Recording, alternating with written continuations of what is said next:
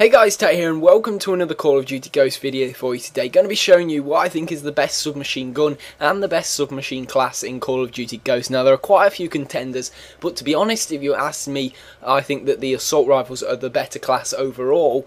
So submachine guns probably aren't as good as the assault rifles in my opinion. But then again, if it's the submachine guns that you want, then this is the video for you. There are a few that have been contending for the best submachine gun. For me, it's either the Vector CR, the MTAR-X or the VEPR, but for one reason or another I seem to like the MTAR-X a little bit better than the others. Once equipped with the MTAR-X, I tend to go for the foregrip, and you might be thinking at this point, why go for the foregrip? Because the MTAR-X, especially over like the Vector and other guns like that, it's got a bit more of a range to it. It's got a longer range to it, and it is an SMG at the end of the day, so you're not expecting massive range, but it does tend to just do something for me. As you can see on the screen, it just tends to bring those bullets a little bit closer in, a little bit more accurately, especially at the closer ranges as well as of course the longer ranges. And to me it just makes it feel more accurate. It just feels like I can kill the enemy a little bit quicker, and other than the foregrip, there isn't too many useful attachments that you could put on this weapon, so I put it on, tried it out, and I really do like it. So this attachment is definitely down to you, but to me, as you can see on screen, the bullets tend to be in the smaller concentrated area with the foregrip than without it, so that is why I enjoy using the foregrip on this weapon.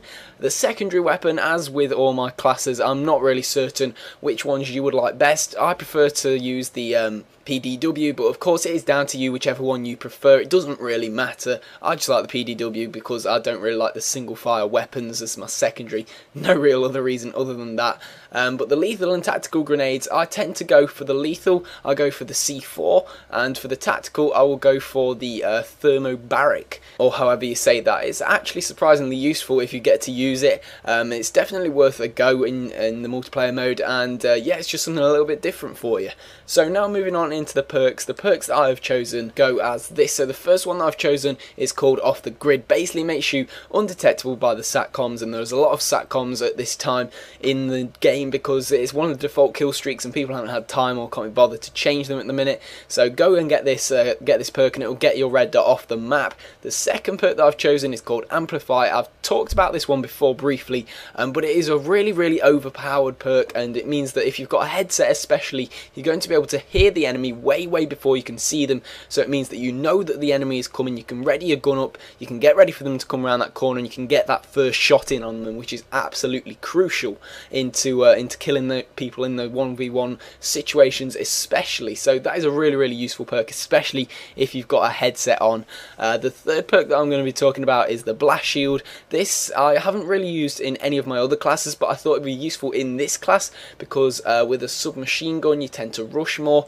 This weapon's not got massive range on it, so you're going to want to be in the kind of short to medium range quarters, you know, in the buildings, in the alleyways and places like that. Of course people like to put things like IMSs down and just throw the quick Semtex over the wall and things like that. So this perk can be really useful, especially with this certain class where you're going to be doing a lot of running kind of behind the enemy lines and in between the enemy. It's going to be pretty useful. So they are just my thoughts on the best submachine gun and the best submachine gun class. I hope you've enjoyed this video. If you have done, a quick like would be really appreciated. Put any thoughts you've got in the comment section down below. What would you change? What is your favourite submachine gun? Have you got any different favourite submachine guns or anything like that? Put them in the comment section down below.